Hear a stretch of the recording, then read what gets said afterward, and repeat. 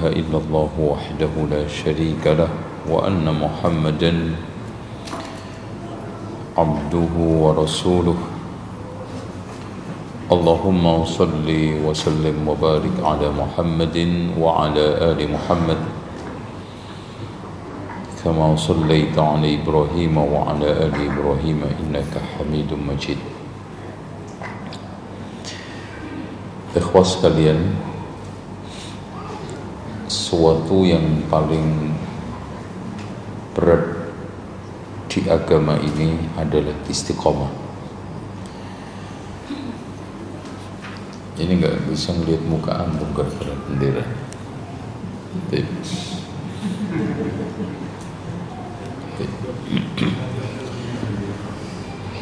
Ini masuk TV jadi harus ada benderanya.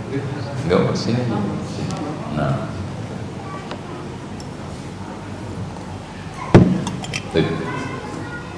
istiqomah. Makanya ada seorang sahabat yang datang ke Rasulullah menanyakan sesuatu yang setelah itu tidak tanya ke siapapun. Berarti pertanyaan ini besar, jawabannya adalah berat. Apa itu? Qul amantu billahi thumma istaqim. Kata Imam Ibnu Taimiyah, istiqomah itu hanya bisa dibangun di atas dua kaki. Mencintai Allah di atas segalanya, mengagungkan perintah dan larangan Allah. Tanpa itu bohong, tanpa itu mustahil. Jadi kalau antum itu telah menjadikan Allah itu sesuatu zat yang paling kita cintai, dan di setiap saatnya yang kita agungkan adalah larangan dan perintah Allah, yakinlah antum telah menemukan jalan istiqamah.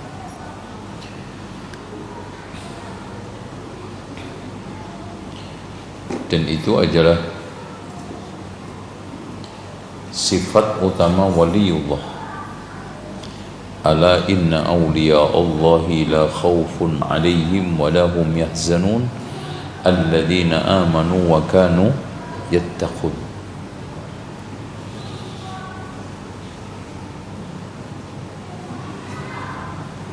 Nah, untuk membimbing ke arah istiqomah kita dibutuhkan dua sayap. Wa tawasau bil haqqi wa tawasau bis sabr.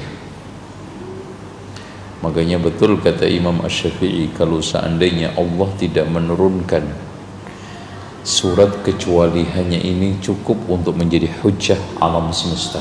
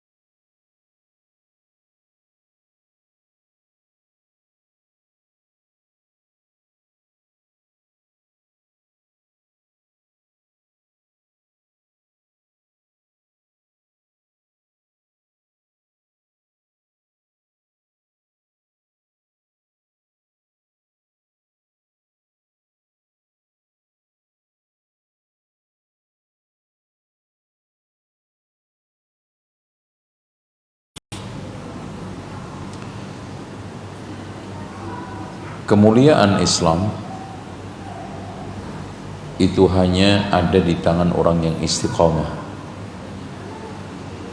Makanya Abu Ali Ar-Wadbadi mengatakan kun taliban lil istiqamah wa la takun taliban lil karamah. Nah, disitulah jadi kita mendapatkan satu kesimpulan bahwa kesempurnaan manusia itu berkutat pada kecintaan dia kepada kebenaran dan bencinya dia kepada kemungkaran.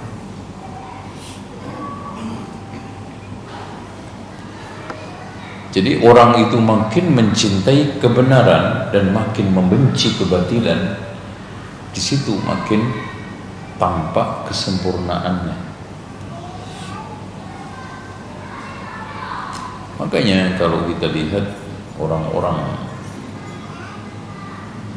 yang menjadikan Islam itu hanya label, Islam itu hanya sekedar jargon, Islam hanya jadikan kendaraan, wasilah, itu tidak nampak itu. Makanya dia makin hari itu bukan makin jaya, makin tampak, makin menguat, tapi apa? Kabut, melemah.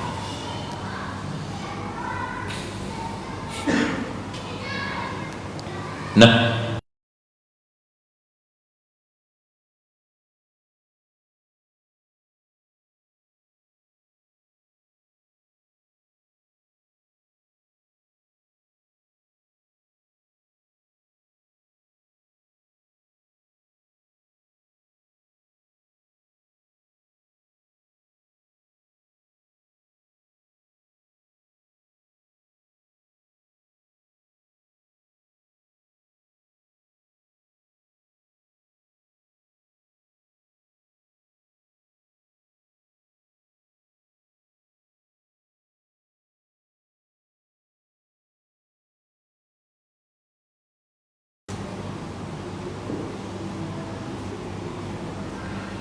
makanya disitulah Allah berfirman, am hasibtum an tadkhulul jannata walamma ya'tikum mathalul ladzina khalaw min qablikum massathumul ba'sa'u wad-dharra'u wa zulzilu.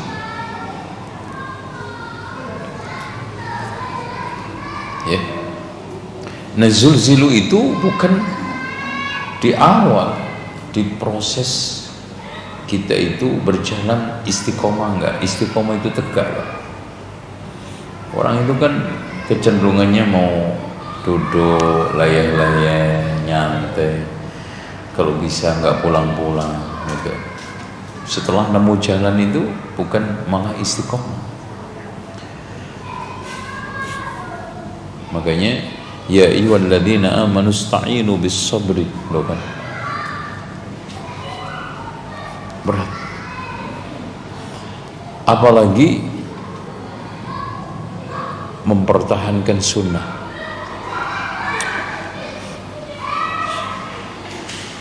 Sekarang ini ujian berat Ahlus Sunnah.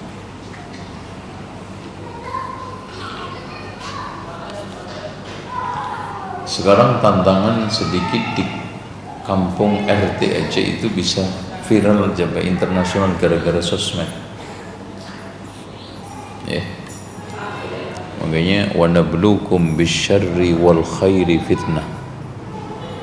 Kan gitu. Insyaallah.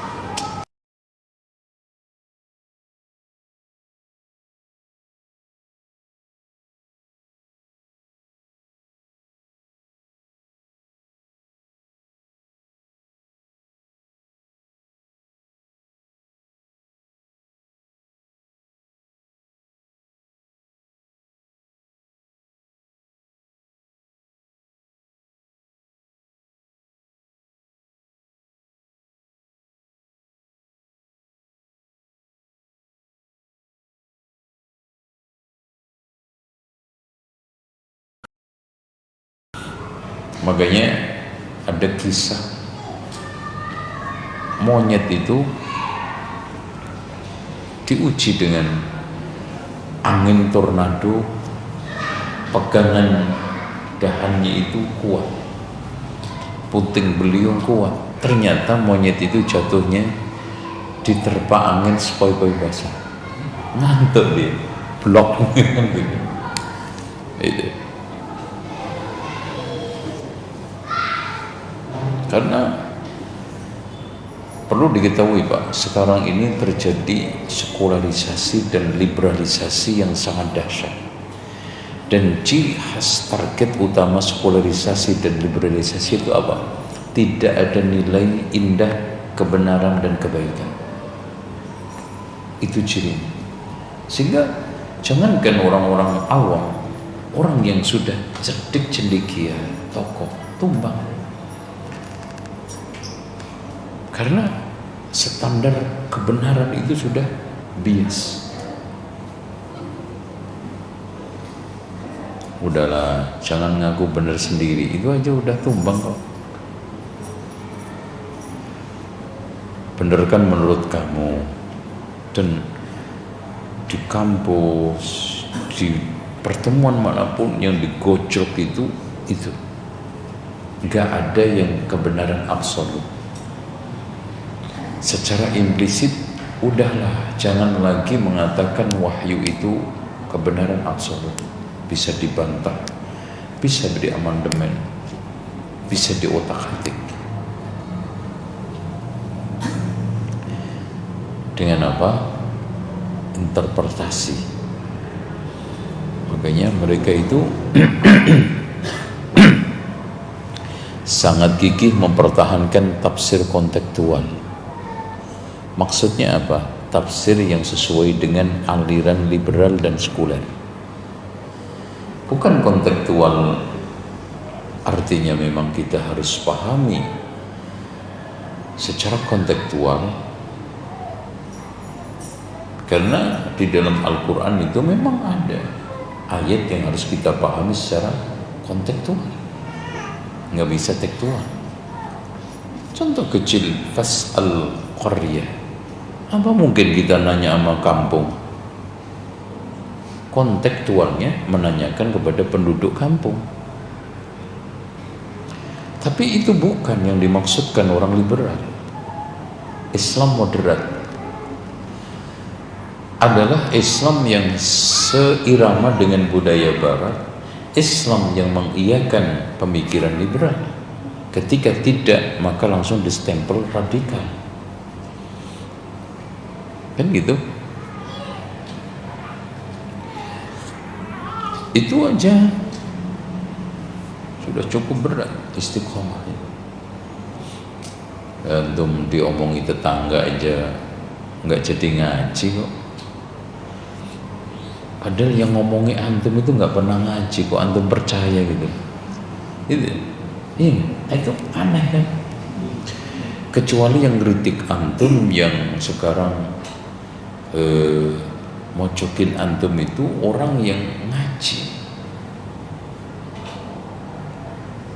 Contoh aja, ada banyak ikhwan yang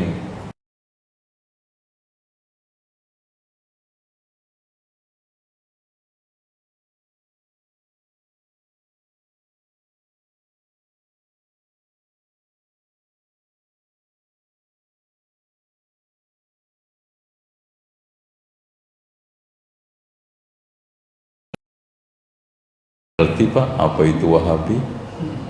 Ini anna man istahwada 'ala ithar al-batil takunu ad-dunya a'dham ham. Ini ikhwan. Yang kedua, di mana orang itu menjadikan kebatilan sebagai sesuatu yang utama, kesesatan menjadi sesuatu yang utama, dunia akhirnya berat untuk ditinggalkan. Itu. Dan itu penyakit yang disinyalir oleh Rasulullah yang akan menghancurkan umat ini kan? Apa? Al-wahan, hubbud dunya wa karahiyatul maut. Kenapa? Karena dia lebih memilih kebatilan, kesesatan daripada kebaikan dan kebenaran. Tuh.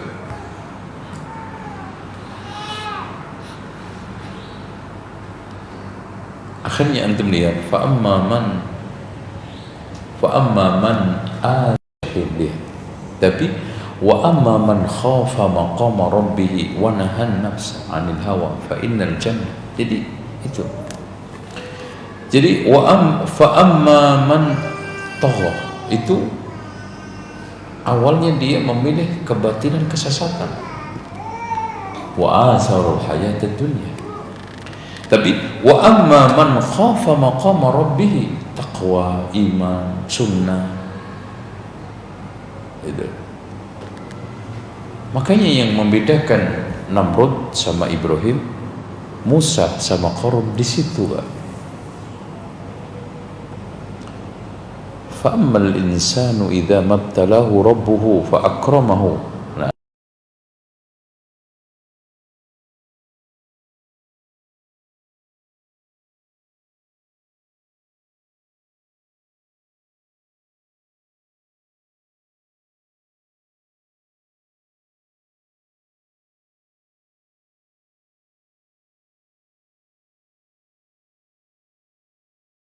Allah, Pak, banyak teman-teman kita murtad karena dunia. Bukan hanya berhenti dari dakwah sunnah, bukan tumbang dari dakwah sunnah, bukan lagi dia sekarang ini tidak aktif mengikuti kajian sunnah, murtad dengan dinikahi seorang yang lebih menjanjikan dunianya. Makanya kenapa Rasulullah SAW itu selalu menempatkan dunia itu sebagai sarana, dunia itu hanya jembatan. Wabtaghi fi ma ataka Allahu darul akhirah wa la tansa nasibaka. Apa dampaknya, Pak? Syattatallahu alaihi samlahu. Allah jadikan hidupnya berantakan.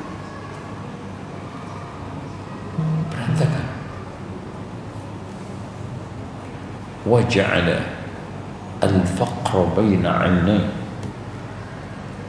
wa ma atatid dunya illa ma kutiba lahu. Ternyata ya dunia yang didapatkan gak jauh dari ketetapan Allah. Murtad dia tidak menyebabkan dia jadi Qarun, melimpah hartanya tuh. Ketidakistiqomahan dia di atas sunnah juga tidak menyebabkan dia mendapatkan yang dia inginkan. Bayangkan di dalam otaknya tuh syaitan aja takhayalu, menghayal seakan-akan aku kalau nggak ngaji nanti nasib dunia saya begini, kalau saya murtad nanti nasib saya begini, kalau nanti saya ikut ngaji begini nggak disapa Pak Lurah, ngelamar nggak diterima, kan gitu.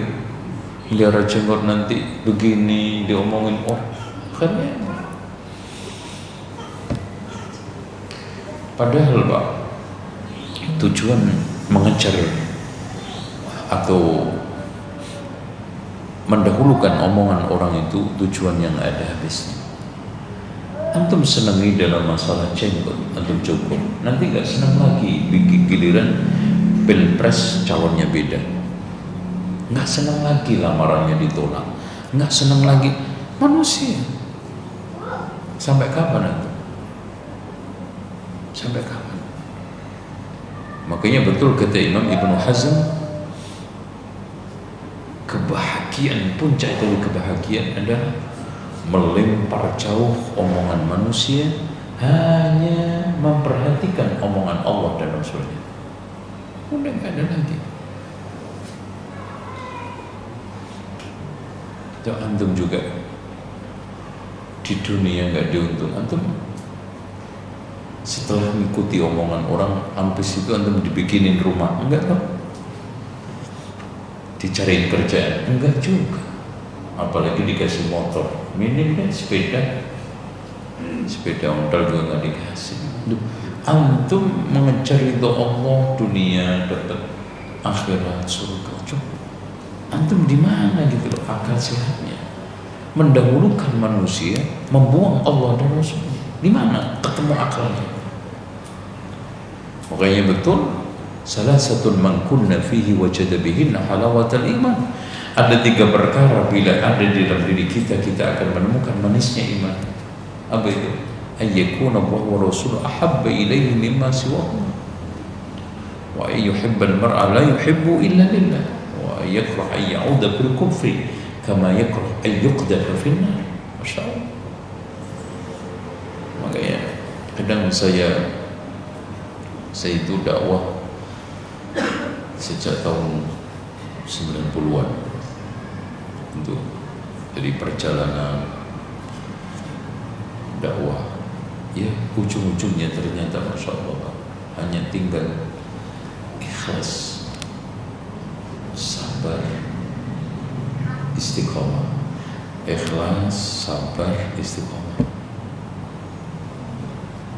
Dan nggak ada lagi. Gitu. Apalagi orang kalau sudah, kan Allah itu berikan umur emas kita itu 3. Emas pertama udah pada lewat 4 tahun pertama. Emas kedua 40 tahun kedua. Makanya Rabbi auzi'ni an ashkura ni'mataka allati an'amta 'alayya wa 'ala walidayya wa an a'mala shalihan tardah wa aslih li fi dhurriyyati inni tubtu ilaika wa inni minal muslimin. Emas yang ketiga 80 tahun. Coba cek. Setelah kembali kepada Allah, perlu nggak dai terhadap viralnya di Facebook, antum terhadap omongan orang? Gak ada semua, gak ada. Makanya kebahagiaan di atas kebahagiaan itu, buang jauh omongan orang, pegang omongan Allah dan Rasulnya. Tuh. Oke. Nah, agama itu ada 3 tingkatan. Jadi agama itu macamnya cuma 3 derajat. Menahan dari yang dilarang, menjalankan dari sesuatu yang diperintahkan, meyakini yang dikhabarkan. Itu aja. Itu isi agama.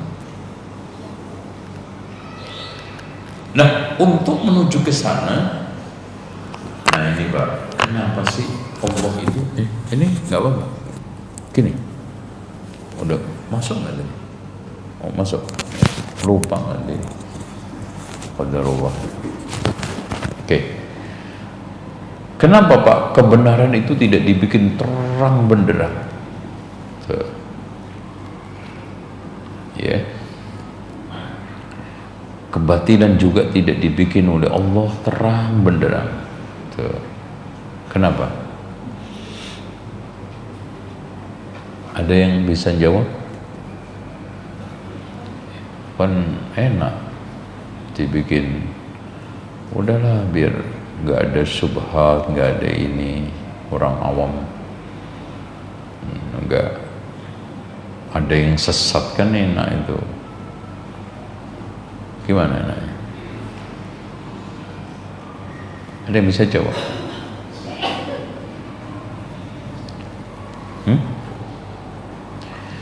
Coba kita jawab di dalam firman Allah surah As-Zukhruf ayat 33. Walaula an yakuna an-nasu ummatan wahidah.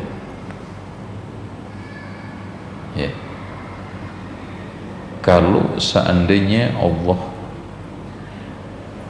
tidak khawatir manusia semua itu kafir,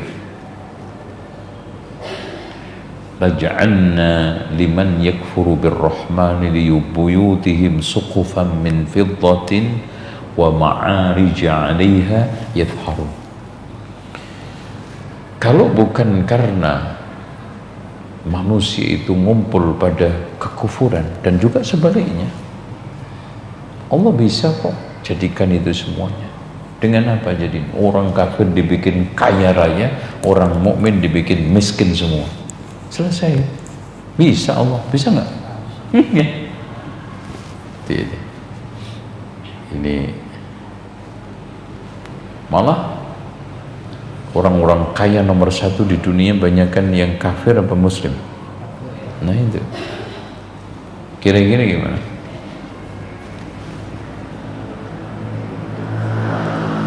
Ini namanya ujian beragama. Ya. Makanya Allah tidak berbikin kebatilan itu terang benderang, akhirnya semua tahu kebatilan, sehingga apa? Mukmin semua. Udah nggak ada yang ngaji lagi, nggak ada yang perlu meneliti, nggak ada yang perlu belajar, nggak ada yang perlu ijtihad. Begitu juga kebenaran tidak dibikin oleh Allah, terang benderang, beriman semuanya. Disitulah ujian. Alladzi khalaqal mauta wal hayata liyabluwakum ayyukum ahsanu amala. Di mana, Pak? Al-ibtila'nya. Al-ibtila'nya di mana? Wa nabluukum bisyarri wal khairi fitnah. Wa ja'alna ba'dakum li ba'din fitnatan atasbirun. Kan gitu. Itu. Makanya inna asyaddan nasi bala'an siapa? Al-anbiya. Ujian. Makanya manusia yang paling bahagia nanti di akhir zaman, hancur siapa? Luka ibnu Luka kan? Siapa itu, Pak? Ya, manusia inna as'adan nasi fi akhir zaman siapa? Kata Rasulullah di dalam hadis yang dikeluarkan oleh Imam At-Tirmidzi, Luka ibnu Luka. Siapa itu? Orang yang enggak jelas nasabnya, enggak punya status keduniaannya, gelandangan, dan juga enggak punya jadi diri. Jadi gembel itu loh, Pak. Enggak taat agama, enggak ikut aturan. Karena apa? Semuanya bebas dari ujian. Itu kan gitu. Itu. Makanya ad-dunya sijnul mu'min wa jannatul kafir. Gitu loh, Pak. Jadi kalau antum sekarang ini diuji oleh Allah seperti ini, ya, yang sabar gitu loh, Pak. Antum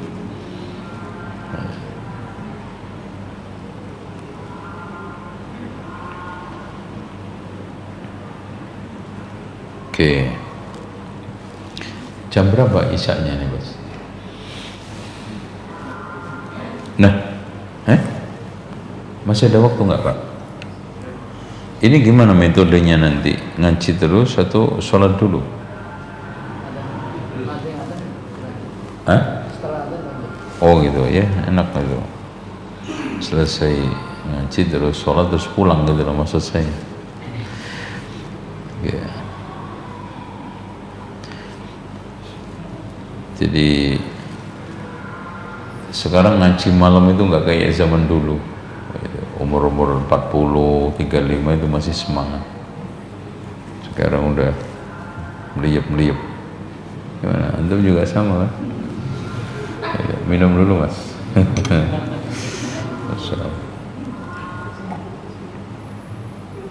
Ada tanya jawabnya nggak nanti? Ada, oke. Baik, Pak, gini Pak, sekarang saya lanjut. Nah, ujian itu terberatnya ada 4. Gengsi mengakui kebenaran dari orang yang mengingatkan, gengsi mengakui kesalahan, kesesatan yang dia lakukan. Ini yang membuat sejagat raya ini nggak tobat-tobat. Itu terus gengsi aja. Ya kalau dulu saya dari NU kemudian ke Salaf ini kan kalau gengsi-gengsian nggak jadi-jadi, karena dulu mengatakan tahlilan sunnah terus bid'ah kan gitu kan, repot kan. Maulid Nabi itu membaca sholawat kok dilarang, itu kan bagus itu, Masya Allah, gimana itu. Bahkan dulu menganggap siapa yang mengatakan sholawat bid'ah itu sesat ini, terus tiba-tiba sebaliknya. Itu berat, gengsi. Apalagi yang disalahkan itu tokoh idolanya. Nah itu lebih berat lagi. Masuk kiaiku sesat, nek aku sesat nggak apa-apa deh mas, itu kan gitu. Nek kiai saya itu loh yang repot, masa di Mekah itu 15 tahun deh mas, masuk salah. Nah itu loh, itu kan ujian mencari kebenaran di situ. Kiai saya itu 11 tahun di Medina nyopir. Nyopir ya. Tuh. Ini gangguan terberat. Dan itu semuanya hawa nafsu. Dan kadang lembut. Contoh, seorang wanita tiba-tiba ngefan ke Khadijah. Wah, pokoknya Khadijah idola saya. Bukan karena Khadijah itu memang patut untuk dicintai, untuk diteladani oleh semua wanita, tapi hanya karena hawa nafsunya. Cocok dengan Khadijah karena Khadijah enggak poligami, enggak dipoligami, dengan gitu. Nafsu enggak itu? Nafsu, lembut. Ada seorang yang sama-sama dalilnya kuat. Ketika dalil itu datang dari Imam Syafi'i, samakah kalau seandainya datang dari Maliki? Kalau berbeda di sini berarti nafsu. Kan gitu. Ada sekarang satu orang yang membawa dalil tentang haramnya mencukur jenggot. Tapi ternyata yang membawa dalil tentang haramnya jenggot itu pesaing dalam lamaran akhwat dengan yang membawa dalil haramnya jenggot itu calon iparnya. Kira-kira gimana penerimanya? Hah? Sama nggak? Nah itu nafsu. Makanya afara'aita man ittakhadha ilahahu, dan kita bisa saja kena itu. Kadang-kadang ngaji mantep nggak mantep bukan karena dalil, bukan karena ilmu, ngefan, nafsu. Makanya pernah ada seorang yang sholat di masjid. Syekh, jangan sholat di masjid itu Syekh, anak kalau di situ nggak khusyuk. Yang membuat khusyuk sholatmu itu bukan dinding-dinding masjid, tapi hatimu. Itu kan berarti nafsu, ornamen masjid, keadaan masjid, itu yang mempengaruhi khusyuknya sholat. Coba bayangkan Pak, berat. Makanya nafsu itu berat, lembut, gak gampang. Nasallahu al-afiyah. Makanya tadi wa amma man khafa maqama rabbih wa nahan nafsa, surga loh Pak. Kenapa nggak gampang? Contoh aja sekarang kelompok kullu hizbin bima ladayhim farihun. Kebenaran yang di YouTube untuk melihat berpihak bukan kepada dalil, bukan kepada ilmu, tapi kepada sosok. Nafsu semua. Coba sekarang ini bawa dalil, wah ini nih cocok ini Ustadz zaman now, oh kan gitu. Ya ini kuper. Sehari gini musik masih haram. Itu antum kalau menjelajahi di sosmed itu nampak sekali kullu hizbin bima ladaihim farihun, dan itu dasarnya nafsu, bukan ilmu dan dalil. Karena memang ini berat. Mungkin ada yang ini? Ada? Ya, silakan. Baru satu soalnya, baru gengsi. Habis ini kita lanjut. Oh gitu.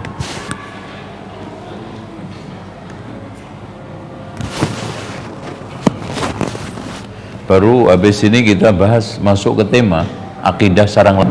Ini baru muqaddimah. Allah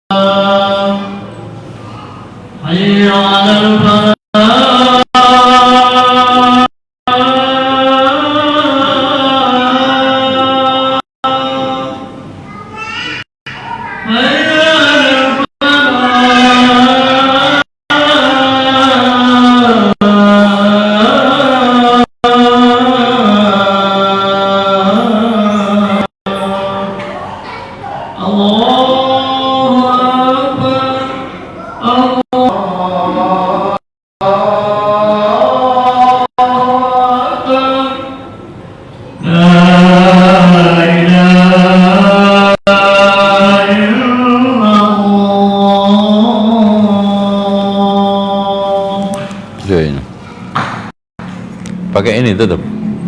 Baik. Gimana? Lanjut. Lanjut. Benar nih. Pulang atau lanjut, Pak? Oke. Sip. Senang kalau ada begini.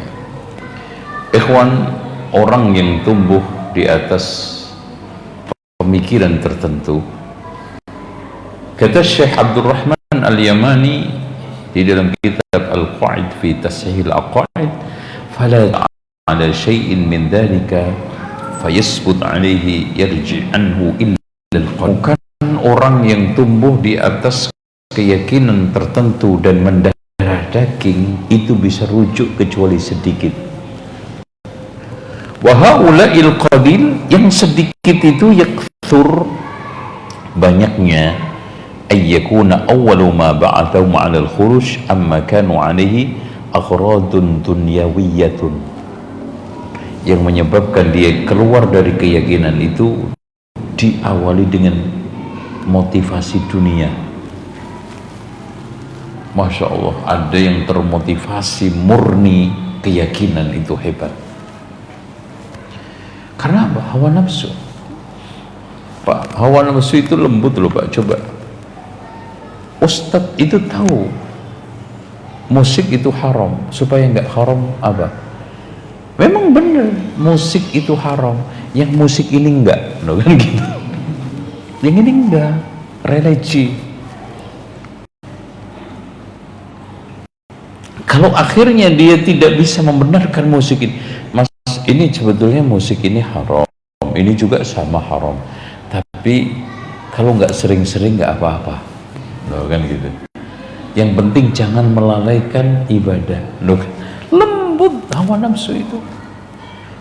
Betapa banyak orang yang dirayu ngejebur ke politik, ngejebur ke apa saja, itu walusnya Masya Allah. Tuh. Ya. Contoh aja, ada orang ingkar sunnah. Kenapa ada orang ingkar siksa kubur? Simple, hawa nafsunya mengatakan bahwa dosa saya ini supaya nggak kena siksa, gimana caranya? Oh, siksa kubur nggak ada, gitu kan gitu.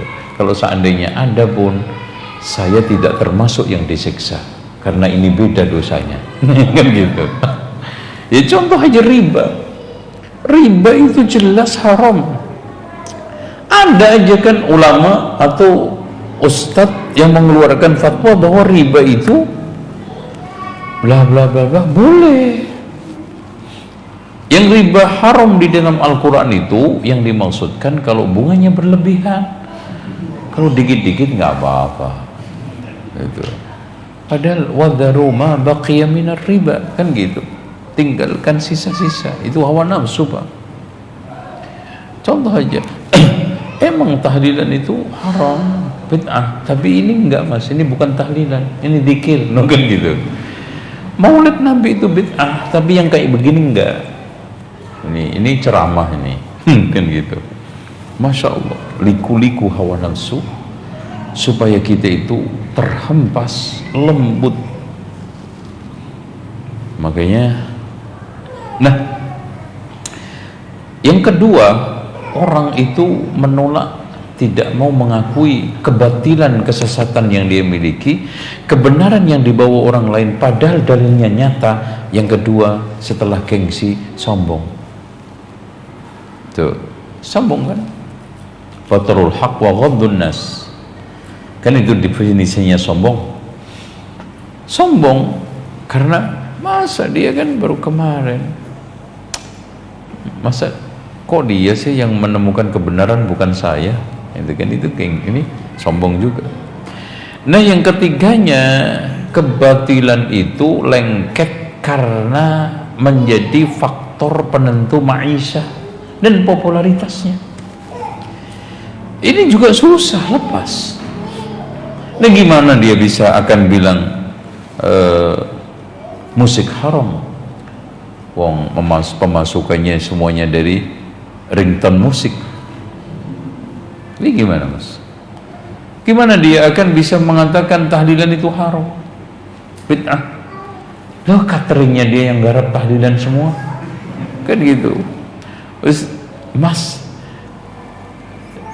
tenda saya ini disewa tahlilan terus, gimana Mas? Lu pernah saya dijemput suami istri kajian Pak, lupa di mana itu, dia baru hijrah, suami istri ini penyanyi, jadi itu sewa tenda sambil nyanyi itu. Ya gantian aja kalau yang nabok urgent dia suaminya yang nyanyi gitu. Coba bayangkan, dia harus kehilangan semuanya, siap nggak? Itu. Ini yang paling berat. Makanya dia sebetulnya bukan tidak tahu musik itu haram, tapi takut popularitasnya hilang, viralnya nggak ada, sudah tidak dipanggil lagi Ustadz Now, sudah tidak lagi menjadi ratingnya tertinggi. Itu berat, popularitas, keduniaan berat. Nah yang keempatnya hasad, gengsi, sombong, duniawi, hasad. Tuh, kayaknya hati-hati kita. Masya Allah, pokoknya gini loh Pak, belajar itu penyerapan, belajar itu pemahaman. Makanya betul kata Ali bin Abi Thalib radhiyallahu an, sal tafaqquhan wa la tasal ta'annuta. Bertanyalah tentang ilmu untuk kefahaman, bukan hanya untuk pengeyelan. Makanya Masya Allah Pak, kenapa Allah ketika memerintahkan kita iqra nggak ada maf'ulnya? Iqra fa'il dong. Kenapa? Umpamanya iqra'il kitab, iqra'il Quran, nggak iqra, nggak ada maf'ul. Kenapa? Supaya dibikin objektif, orang itu betul-betul mendapatkan kebenaran. Makanya Allah Subhanahu wa ta'ala umpamakan syariat ini kan seperti zaitunah la syarqiyatin wala gharbiyah, itu kan.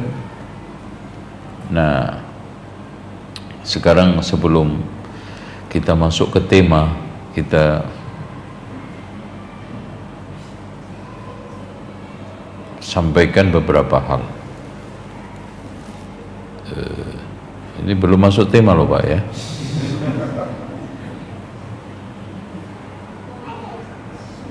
Coba.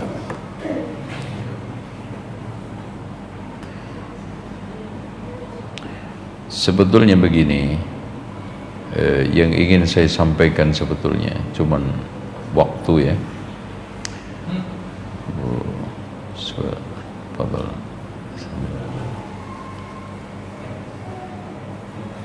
Maaf.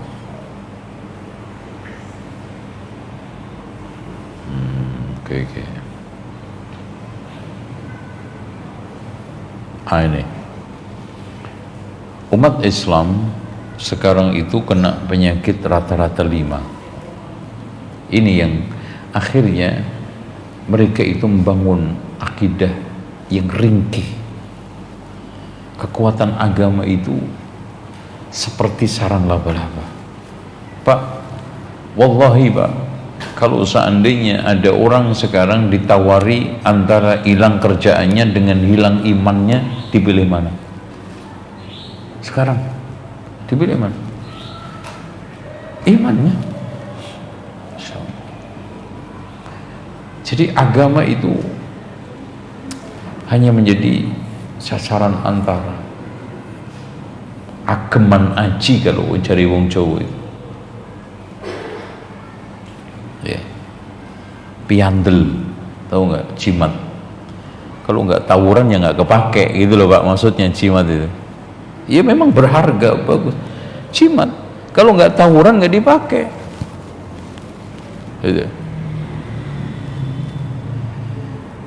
Jadi agama itu, Masya Allah,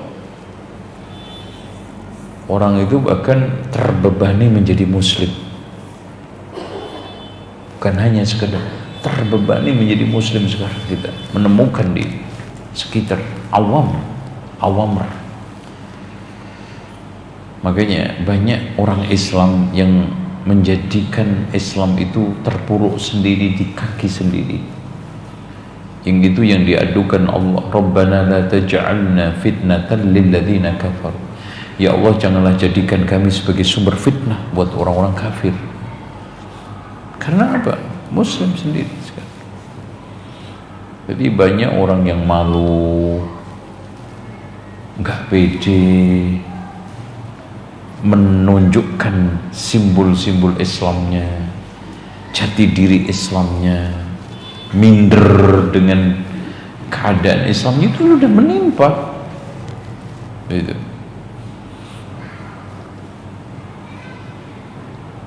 Oke, sekarang di kampung dimanapun itu orang cingkrang langsung dituduh teroris. Ciri-ciri teroris 3, batuk belang, jenggot panjang, katok cingkrang gitu. Itu aja sudah kelepek-kelepek sudah. Kenapa?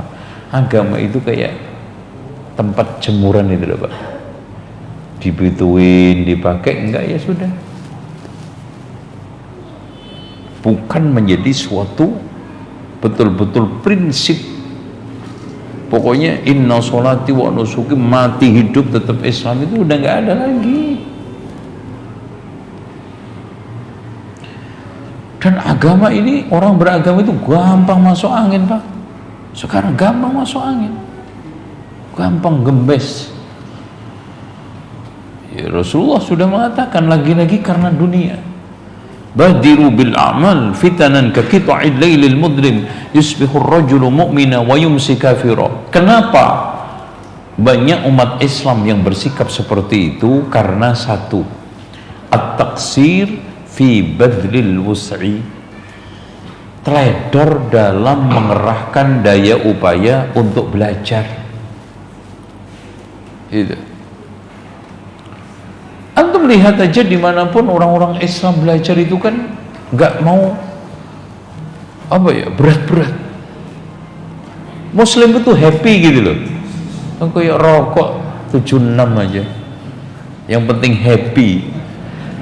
Gimana, Pak? Saya itu ingin bertanya, maksud Muslim happy, Islam itu harus happy, itu maksudnya apa? Gitu. Wong di dalam beragama itu pasti butuh perjuangan, ada ujian, ada ini kok. Sholat aja butuh happy-nya di mana? Mondar-mandir ke masjid. Kalau yang dimaksudkan happy itu berbahagia dengan suka duka bersama Islam, berbahagia dengan ijtihad dan jihad, berbahagia dengan perintah Allah, berbahagia dengan larangan. Oke, tapi yang maksudnya happy adalah Islam itu nggak usah berat-berat, usah kereng-kereng. Islam itu mudah. Apakah itu yang mereka inginkan? Enggak. Yang mereka inginkan itu bukan Islam itu mudah, tapi dibalik mudah itu Islam. Kalau nggak mudah, bukan Islam. Waduh, wah ini susah banget, dikit-dikit haram. Wah, itu bukan Islam itu. Waduh, masa bid'ah mas? Itu bukan Islam. Arab garis keras. Itu. Jadi yang benar itu Islam itu mudah atau mudah itu Islam? Islam itu mudah. La yukallifullahu nafsan illa wus'aha. Cuman karena orang itu malas belajar dan kecenderungannya, kata Ali bin Abi Thalib, an-nasu a'da'u ma jahilu wal juhala'u a'da'ul ulama. Orang bodoh itu cenderung memusuhi apa yang tidak diketahui. Orang bodoh itu musuhnya ulama. Ini sekarang kenyataan. Islam dimusuhi umatnya sendiri. Jadi sekarang cek aja, yang memusuhi sunnah, yang memusuhi Islam itu apakah John Kennedy? Apakah sekarang ini Matius atau Markus? Atau ini enggak. Namanya keren-keren dari Al-Quran dan Sunnah. Kenapa? Karena an-nasu a'da'u ma jahilu wal juhala wa a'da'ul ulama. Kenapa? Dibikin malas belajar yang sungguh-sungguh terhadap Al-Quran dan Sunnah. Bahkan orang tidak dibikin pede untuk menjadi Al-Quran, menjadi Muslim di atas Al-Quran dan Sunnah. Enggak pede. Pedenya di mana? Belajar Quran Sunnah langsung dituduh radikal. Ngomong bid'ah, wah ini Wahabi. Gitu. Maulid bid'ah, nggak ada teman. Semua peringatan dari Sabang sampai Merauke. Bahkan makin kita jelaskan itu makin ngeledek. Coba Maulid Nabi pakai angpau, coba bayangkan gini. Itu berat. Tapi itu kalau qabid alal jamrah kan harus dipegang kan. Entuk gimana nih? Ini Islam di akhir zaman itu seperti jamrah. Tahu nggak jamrah Pak? Bara api. Itu hanya ada alternatif, nggak ada tengah-tengah, dilempar. Atau udah saya tetap pegang tapi pakai centong. Nggak bisa pakai centong. Anak tetap pegang Pak, tapi pakai kopiah saya nggak bisa. Pegang, cek. Ya Allah, perih, tapi lama-lama mati insya Allah. Itu, ya apa? Perih. Di sana sini dituduh macam-macam. Kenapa?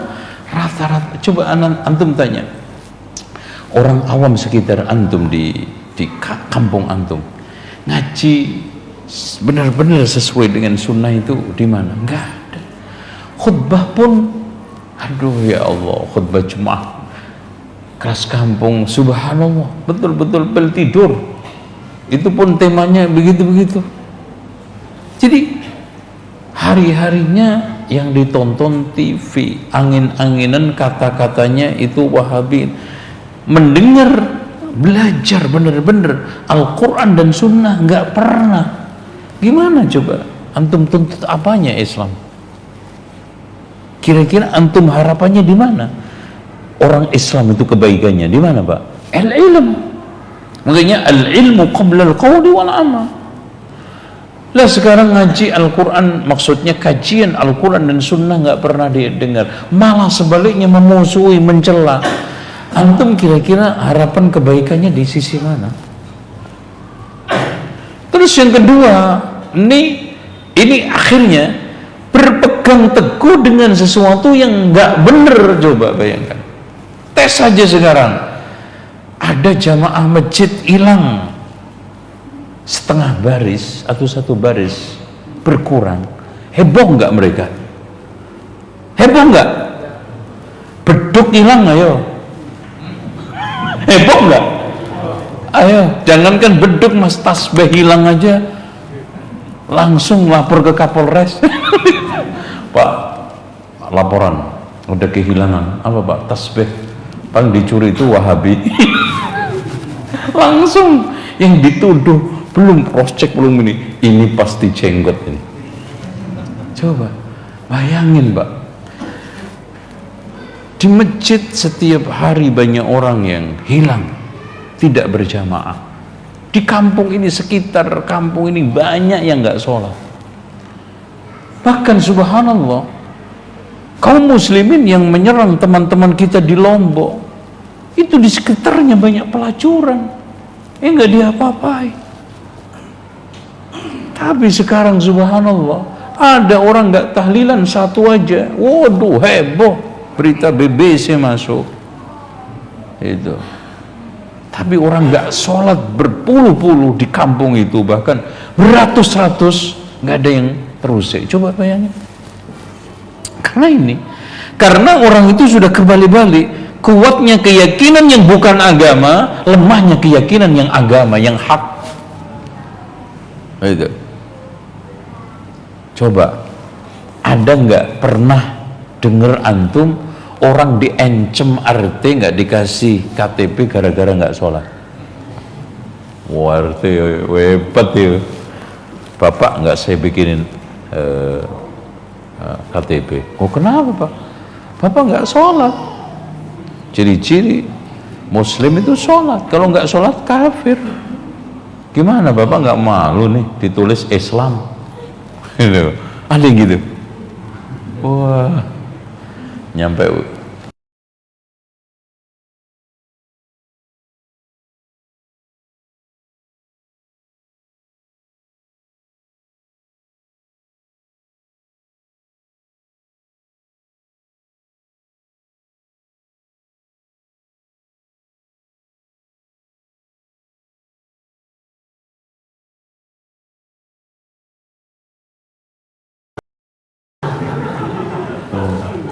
itu. Kenapa? Karena orang itu sudah jungkir balik, memegang teguh yang batil itu, cuek dengan yang benar. Tuh. Akidah sarang laba-laba yang kedua tuh. Yang ketiga nih, baru. Yang ketiga, al-i'tiqad bi tarjih an-nafs allati yakunu mansha'uhu al-hawa. Nah ini.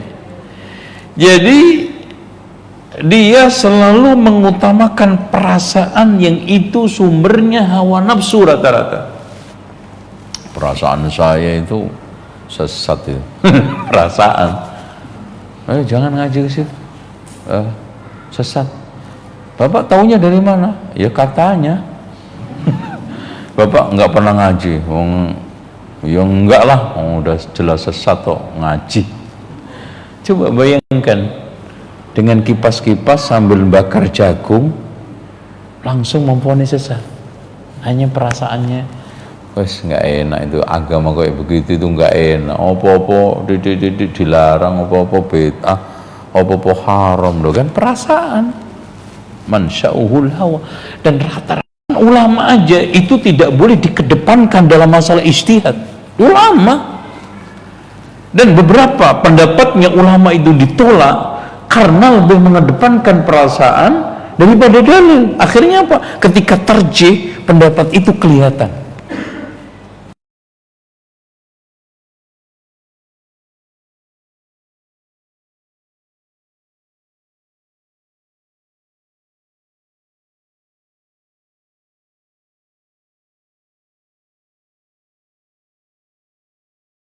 Tidak jaminan tuh, dan itu kebanyakan di dalam kondisi apapun kita temukan.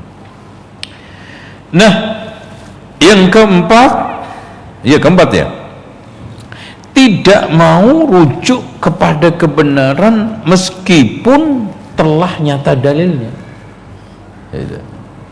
Ini kebanyakan rata-rata malah ngeledek. Ditunjuki kebenaran itu loh Pak, malah ngeledek. Coba bayangkan zaman saiki. Kalau dulu kan rujuk, ya, taubat, enggak, persis umatnya para nabi zaman dulu.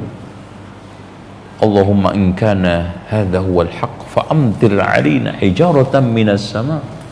Ya Allah, kalau dakwahnya Nabi itu benar, coba turunin saya batu dari langit. Coba kan, itu sekarang ledek, nggak mau, keras kepala, kekeh dengan kebatilannya, bukan dengan kebenarannya. Hanya kadang-kadang hawa nafsunya yang bicara, karena itu bukan guru saya, karena dia lulusan ecek-ecek, bahasa Arabnya aja belum ini, nahu sorob nggak mau. Itu kan alasan-alasan ringkih, sarang laba-laba.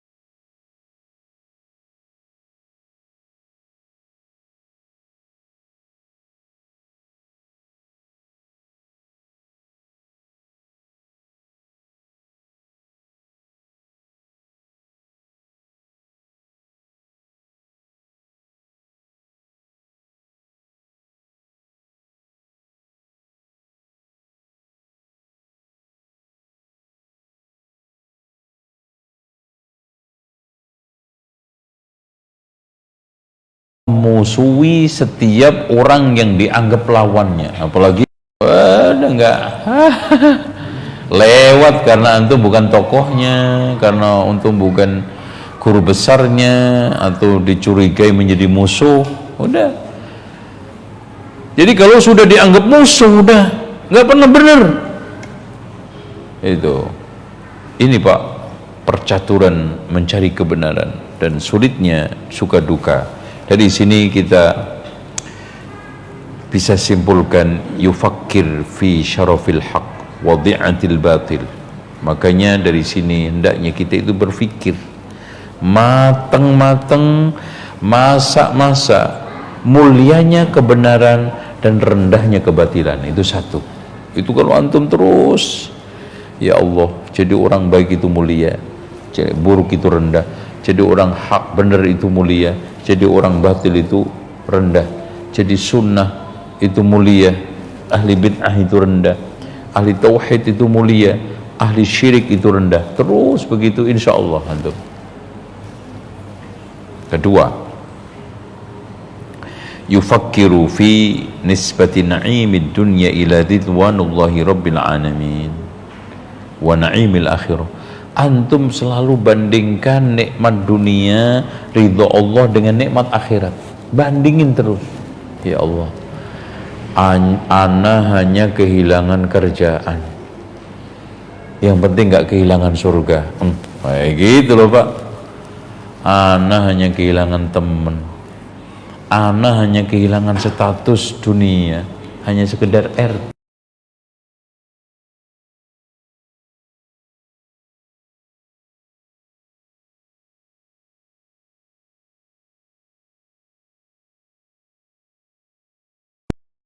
Kemudian yang ketiga, yufakkir fi hali bin nazar ila a'mali minat ta'ati wal ma'siyah. Hendaknya memikirkan ketika aku milih jalan ketaatan dengan jalan kemaksiatan. Tauhid, syirik, enak enggak ya? Enakan mana ya? Jadi ahli tauhid sama syirik, iman, kufur, sunnah, bid'ah, taat, maksiat. Ini kan bisa nih, kita punya otak kok. Jadi ahli tauhid ini begini. Jadi ahli syirik, coba antum kalau sekali-kali ngadain studi lapangan tuh yang di kuburan sampai gulung tikar. Itu pikir ini, nanti bandingin gitu ya. Apalagi antum dulu pernah sesat. Makanya betul kata Umar, siapa yang tidak tahu jahiliyah, tidak tahu kemuliaan Islam, itu ngukur secara persis, itu pernah sesat, itu lebih cereng daripada nggak pernah gitu loh. Oh iya ya, insyaallah. Nah, saya juga gitu. Makanya kalau diajak tahlilan orang tuh nggak tertarik karena udah ngalam, paling begitu, gitu loh Pak. Yang belum pernah tahlilan penasaran kan? Ya gimana sih Mas rasanya Mas? Ya gitu. Oh, yang dulu jadi pengikut bid'ah ini begini, penggemar maulidan begini, tukang baca tiba berjanji, udah nggak tertarik, mendingan baca hadis Sahih Bukhari, hafal satu hadis lumayan, hafal satu berjanji mubazir, nggak kepake sekarang. Itu nyesel banget gue dulu, lagi cemerlangnya otak digunakan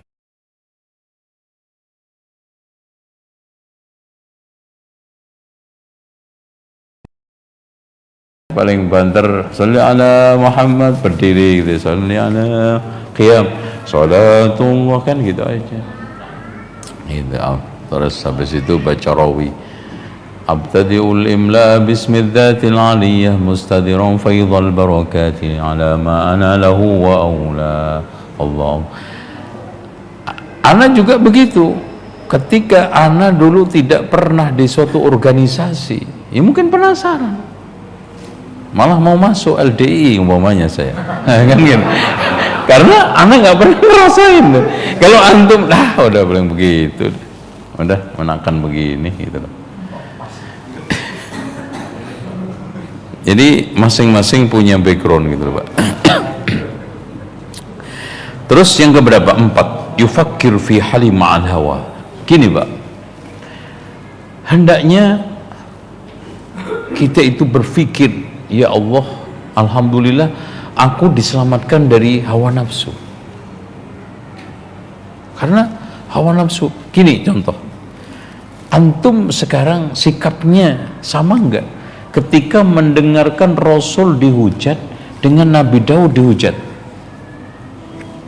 Kalau beda, antum sedang dikuasai nafsu, karena Nabi, dua-duanya Nabi, la nufarriqu baina ahadim birrusuli. Kayak gitu. Alhamdulillah ya Allah, anak sekarang ini bisa segala sesuatu itu. Makanya Pak, kenapa lawannya sunnah bid'ah, lawannya bid'ah hawa nafsu itu sunnah? Karena sunnah ini yang bisa nyairin hawa nafsu itu. Antum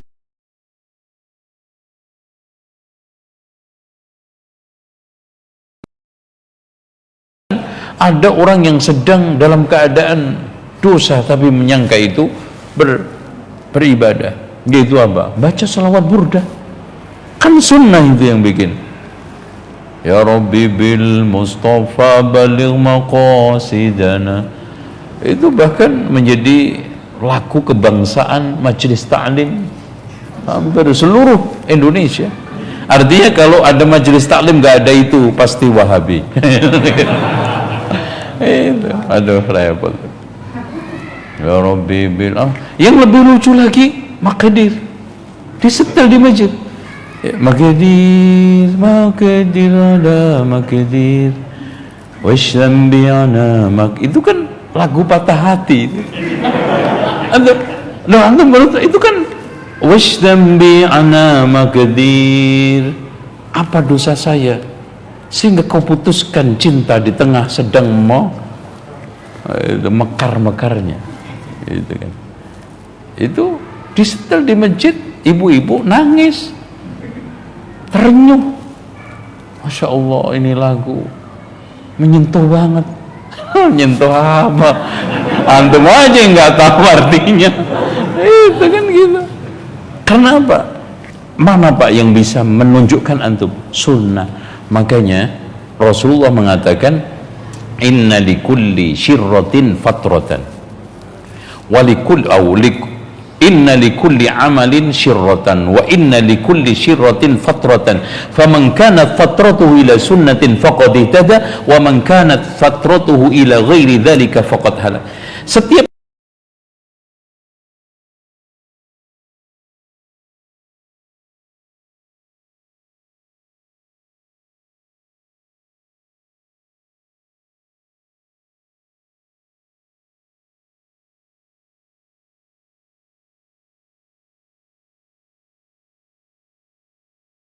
punya perasaan, anak-anaknya aman tuh. Nah, yang membimbing perasaan itu mah Al-Quran dan Sunnah. Itu makanya Masya Allah, si kelas mujahid aja Pak mengatakan, aku tidak tahu kenikmatan yang lebih besar yang Allah berikan lebih daripada hidayatus sunnah dan terjauhkan dari hawa nafsu.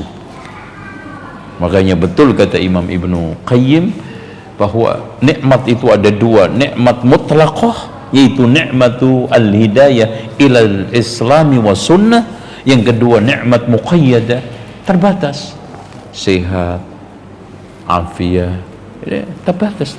Yang mutlaqah an-ni'matul mutlaqah al-hidayah ilal islami wa sunnah.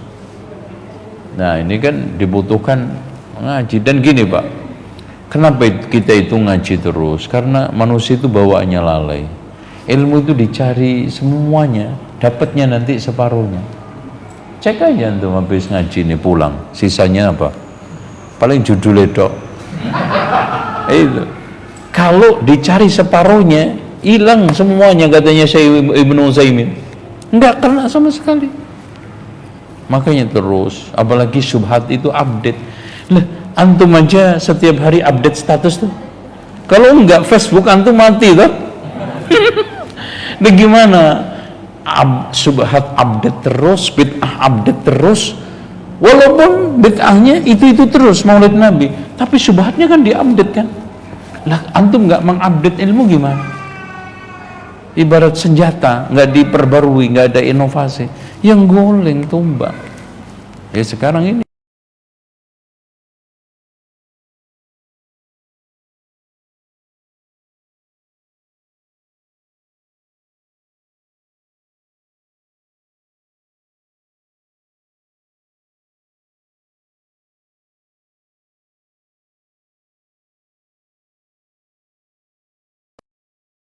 itu aja ya, habis ini pulang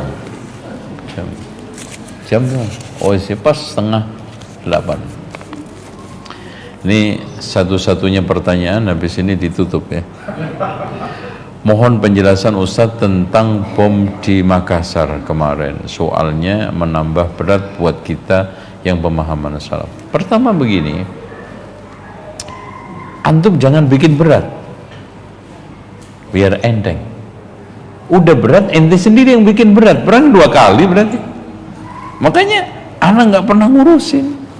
Enteng saya pulang pergi Jakarta aman, ngelola pondok. Kalau kan satu-satunya pondok salaf di Jakarta itu kan pondok saya, nggak ada lagi. Wah, itu katanya sih sudah nyampe ini diomongin ini sampai nggak urusan. Alhamdulillah. Yang sekolah TNI juga banyak, Polri juga banyak, bahkan 32%. Jadi karena ini berat fitnah ini Pak, jangan antum beratkan lagi dengan perasaan berat ini gitu loh. Udah anggap aja itu satu. Kedua, sibukkan dengan ilmu yang pokok, jangan antum sibuk dengan ilmu kontemporer. Karena kontemporer itu kaitannya al-mutaghayyirat, berubah terus. Nanti apalagi antum sekarang lebih sibuk pada yang prinsipil, yang usul. Ya, usulus salasa.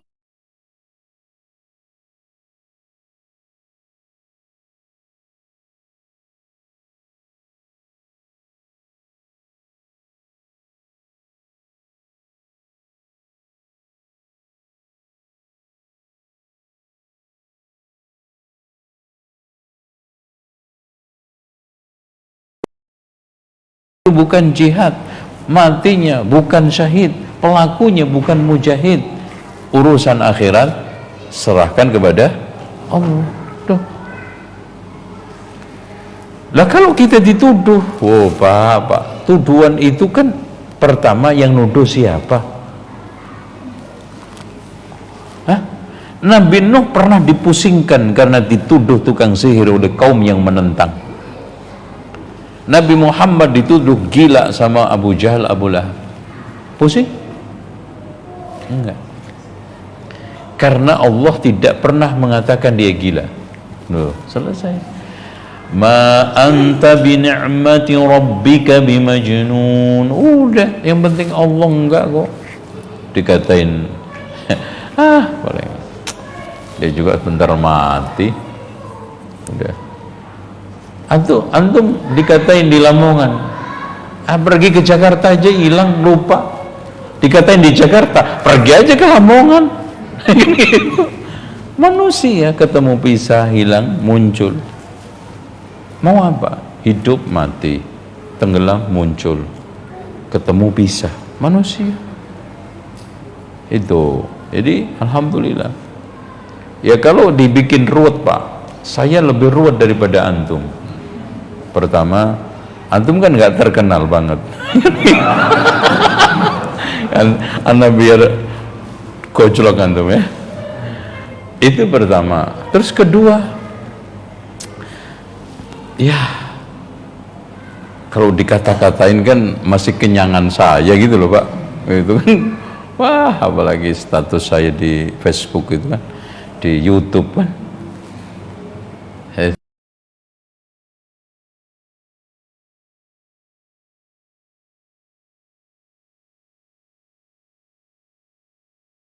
Itu soal masalah dituduh siapa yo Nabi nggak ada yang nggak. Nabi Nuh dituduh tukang sihir, Nabi Ibrahim wah dibakar, diusir, hijrah. Tapi ternyata itu penggiringan Allah semua untuk kebaikan. Coba bayangkan kalau melihat nasibnya Nabi Yusuf itu kan hina Pak, dijeburin di sumur, dibuang. Ternyata semua proses kemuliaan.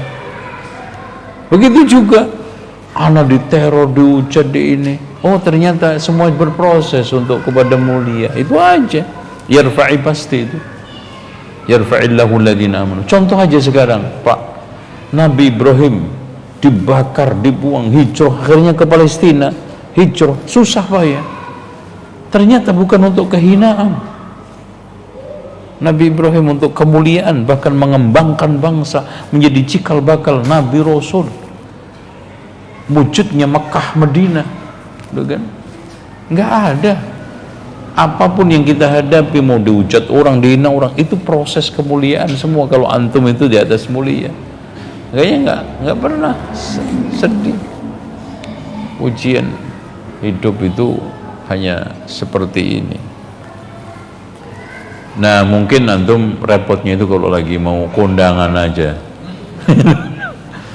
sama diundang selamatan gitu ya, itu aja. Mungkin itu bedanya anak sama antum.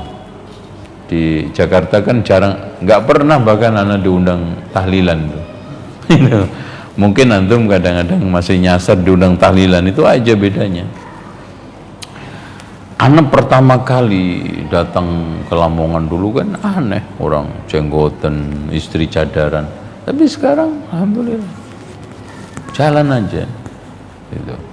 Itu cara menghadapi. Intinya sudah berat, jangan dibikin berat di dalam pikiran. Terus jangan pikirin dengan yang positif. Terus dahulukan Allah. Ridho Allah itu lebih jelas. Ridho manusia labil, Pak. Antum bupati masalah, udah selesai, oke. Beda jalan presiden, masalah lagi. Kapan? Beda lagi soal masalah bisnis, beda lagi soal masalah nanti crash. Kapan? Antum sampai kapan? Makanya Rasulullah ngasih kunci Inggris, al-mu'minul ladzi yukhalitun nas wa yasbir ala adahum khairun minal ladzi la yukhalitun nas wa la yasbir ala adahum. Orang mukmin yang gaul, sabar atas gangguannya, itu lebih baik daripada enggak gaul, enggak sabar, no kan? Jebur, bersosial dengan berbagai macam konsekuensinya. Antum pengen enggak dituduh teroris? Tinggal aja di hutan Kalimantan. Udah sendiri di sono. Tenang antum. Enggak ono undangan tahlilan Yohan. Ini kan enggak ono, enggak ada.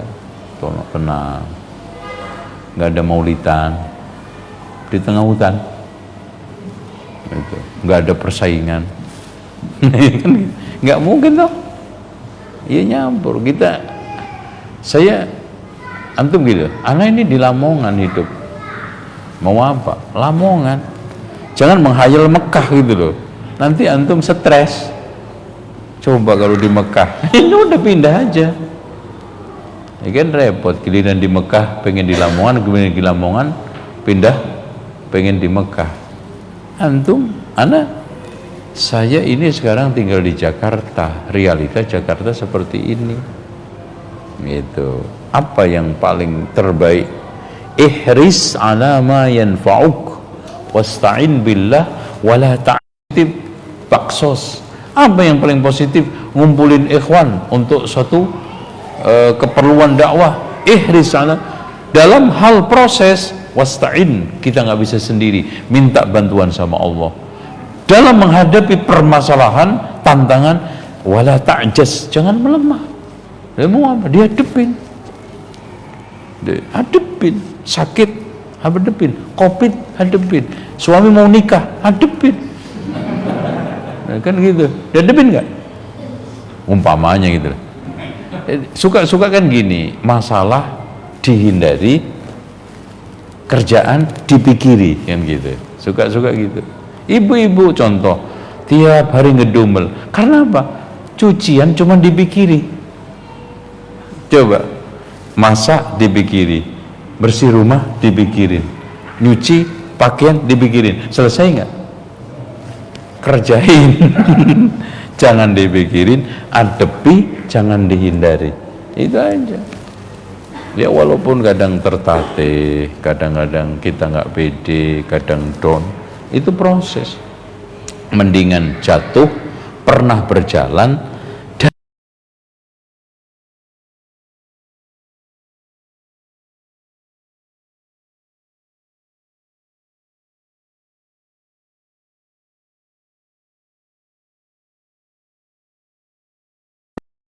rugi dagangan karena nggak pernah dagang. Ya apa bangganya? Mendingan antum pernah jadi ahli sunnah wal jamaah, dihujat orang, mendapat tantangan, daripada antum sekarang layu dimakan oleh apa? Kebekuan. Loh, emas itu menjadi emas berproses, dibakar kok mas, dibakar, diolah di mesin jadi emas. Siapa nyangka Nabi Yusuf alaihissalam ketika umur tuh berapa itu, dalam riwayat itu kira-kira 14 tahun, nyangka enggak akan menjadi raja nabi mulia? terhina kan, dibuang di sumur, dihinakan, dikujauhkan dari ayahnya. Ternyata bukan untuk kehinaan, bagi Nabi Yusuf untuk kemuliaan. Tuh. Udah itu aja, untuk pulang nggak apa-apa, silakan. Oke, kita sholat dulu. Insya Allah bertemu kembali di kesempatan lain, karena saya nanti pagi itu ngisi di Mojokerto. Saya udah kadung iyakan. Sebetulnya saya masih berat ngasih kajian ini karena masih COVID ya. Di sini ada COVID nggak? Antum biasa banget, ini bahaya nih.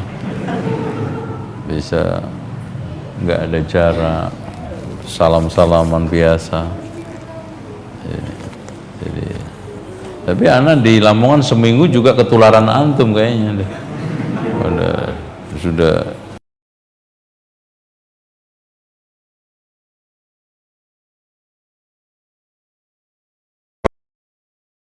bahaya.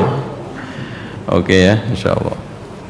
Subhanakallahumma hamdika asyhadu an la ilaha illa anta astaghfiruka wa atubu ilaik. Assalamualaikum warahmatullahi wabarakatuh.